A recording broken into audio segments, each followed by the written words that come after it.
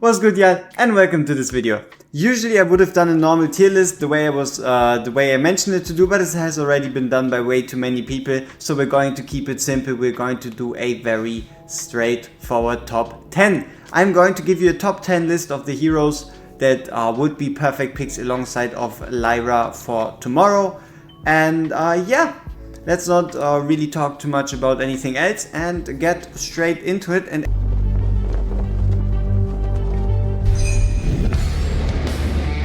our research begins. actually start off with a hero that hasn't really been spoken of that often anymore. She kind of like cruised into the background a bit, and that is Valeria. Valeria is still a very, very strong hero. Now, where she really starts to shine when it just comes to like super endgame content is obviously once you have her A3 and then her A5 is where she can still kind of like keep up damage wise when it comes to like Guild Boss 1 for example, but overall mainly just from her power to still be able to stay alive for a couple of seconds before then actually dying. That is what makes her so strong and is the reason she's so viable in single target arena. And the codex, not the codex, you know, the next difficulty of Void Rift, right? Epilogue Void Rift. There she's like almost necessary, and she's still a very, very strong hero, also with the main focus being Gear Dungeon 2. So overall she's a strong fighter. She can wipe out waves of enemies by herself, and even just from a normal tactical standpoint, she is really, really good because you can just place her down, have her deal with the wave of enemies, and then you can just pull her out again and then place her wherever and whenever you want. She's kind of like that one tile defender, and if you've played other tower defense games, especially Arc Knights, you would know how important that role is in content over there. And depending on what kind of content we're getting, she could increase in value very much so. So basically she's the top 10. I just really didn't want us to forget about the fact that she still exists. And now we kind of come to a double pick. Now I did call it the top 10, but it's kind of a double pick for a reason. And that is, it is two people with almost kind of like the same purpose, which is just filling out that nightmare squad alongside then the stars of the show like Tigiri, sun-wukong and Lust. And that is either Twyla with her ability to almost permanently bleed, giving us that beautiful physical damage reduction, the stacking defense penetration with every ult, during every ult, the high rage regen, which mostly doesn't really come into play because she loses upon dealing damage. Overall she just does a really, really good amount of damage. And if you already have a Hex, she becomes only better by reducing her deployment cost and increasing her crit damage every time Hex draws a card. Like, Twyla has all the potential that she needs, and if you missed her on Halloween, she is a worthy pickup. Now another one that is again one of more of the feature units would be Arrogance. Arrogance also hugely benefits from you having Lust. If you have Lust and still don't have an Arrogance, he is someone worthy to pick up. Also with that beautiful 3-tile range and obviously the full range increase in his Hellfire ultimate. He is still a staple in GVG. He still inflicts beautiful burning. His AoE damage, as well as the fact that he is a ranged fighter, is nothing to be underestimated. And even if it's just for Awakenings, Arrogance's A3, but especially this A5, are still very, very powerful and something that can be used in a competitive setting alongside the stars like Lust, Kigiri, and then now sun-wukong. So that is number 9. And then now for number 8 we have a rather recent unit that just goes perfectly with the unit that's about to release. So if you say Lyra, you also gotta say Phineas, and that's because Lyra is pretty much a perfect infernal unit because you can place her down, she does all that magic down, she does a whole bunch of damage, she can also dispel debuffs and whatnot, but the man who really pushes Infernates all the way is obviously Lord Phineas, with here his Viscount's Flame, which he gains stack of, and also granting the crit damage increase to his infernal allies. the same way that in his ultimate it is even stronger. Now, the only real thing that holds Phineas back is the fact that he has a standard 1-tile range and only goes into this beautiful 3-tile range in his ultimate. But besides that, he is a menace, and even his awakenings right here, where he basically at A3 grants him 50% rather than 25% crit damage, is also really good. But yeah, pretty much if you're pulling for Lyra, for Lyra's sake, consider picking up Lord Phineas on the side next to him, just to kind of like complete the team and make Lyra even stronger. So that's number 8. Now on to number 7. Now this pick might surprise a couple of you.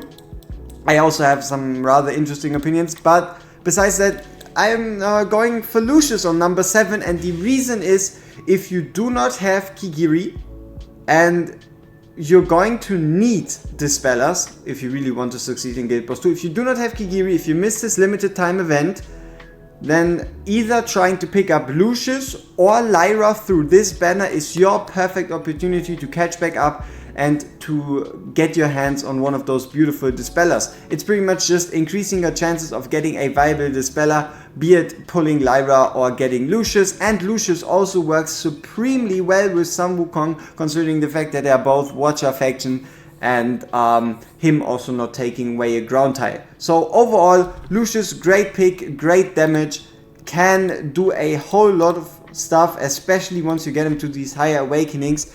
And the quality of life that has been added with us, for example, being able to track the damnation stacks now in game when you click on him, it has just made it way easier to work with him, use him to his full potential. So that's why Lucius comes in at number 7.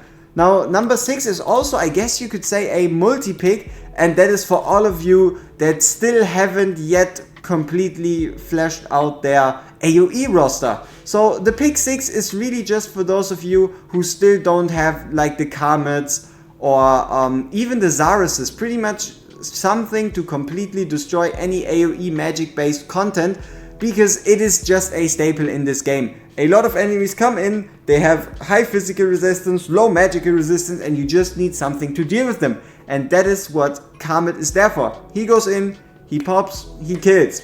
You could also replace him with any other imaginable AoE mage, but it really is just that reminder that you do need a solid AoE situation.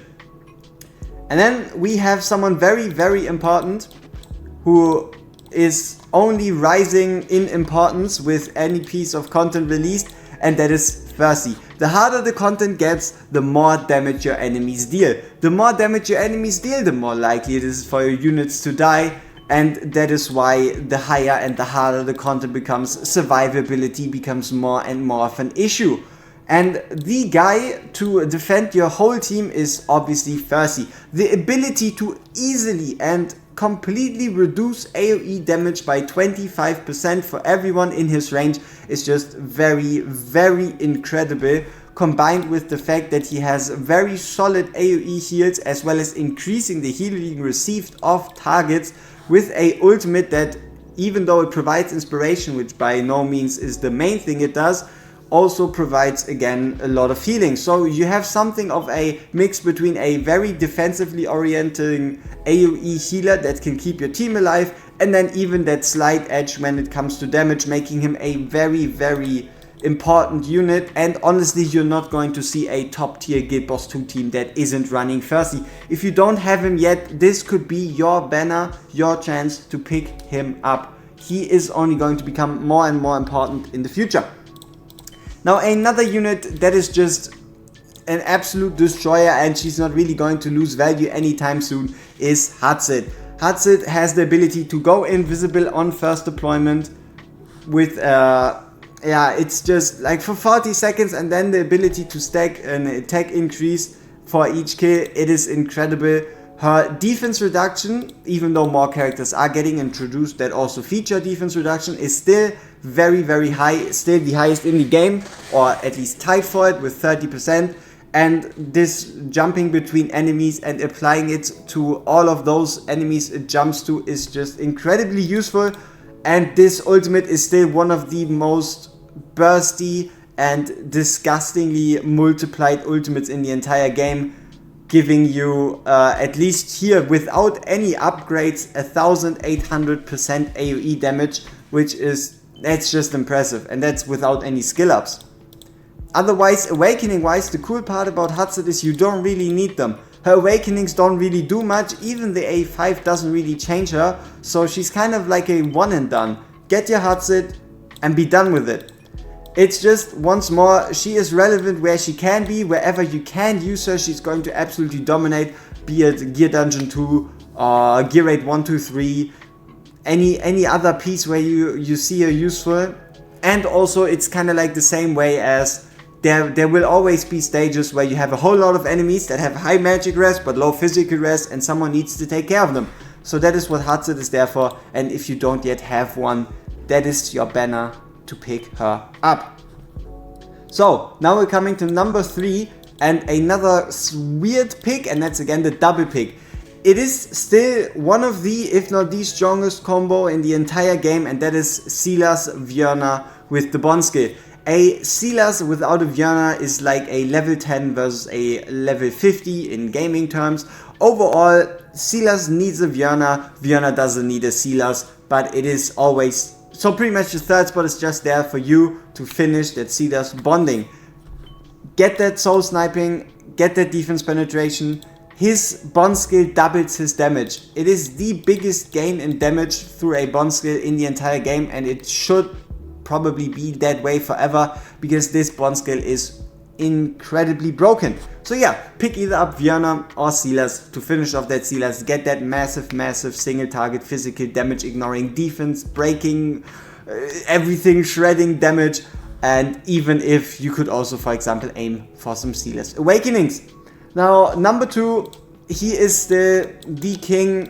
Ever since they introduced Hex's exclusive artifact, he's just been playing a different game. Slowly other units are coming into the same realm, be it the Kigiris or the sun-wukongs of the world, but Hex is still in his own dimension. If you have a Hex, especially if you have his exclusive artifact already lying around, he is just incredible. If you have this exclusive artifact, get yourself that Hex, shoot those cards, do the stuns, do the damage, burn the targets.